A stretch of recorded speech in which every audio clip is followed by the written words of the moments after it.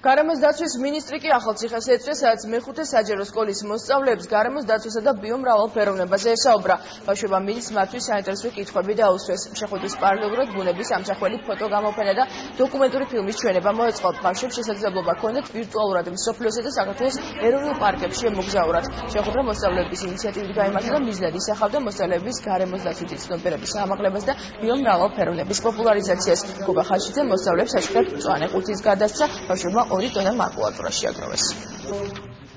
მე იმედი მაქვს, რომ ასეთი ფილმების ნახვის მერე, ამ ინფორმაციის მიღების მერე უფრო მეტად გაუფრთხილდებიან ბუნებას, სხვანაირად იაზროვნებენ. თბილისის მერე პირველი სადაც გავიტანეთ, ასე ვთქვათ, ეს გამოფენა იყო ახალციხე და ამ სკოლაში და ვაპირებთ, რომ მთელ საქართველოში, განსაკუთრებით დიდ რეგიონალურ ცენტრებში ჩავიტანოთ და ყველგან ვაჩვენოთ. ძალიან საინტერესო საუბარი ქონდა იქ აფრიკაში გატარებული დღეები, მის მიერ გატარებული დღეები ჩვენთვის ძალიან საინტერესო და ძალიან კარგი აღმოჩნდა.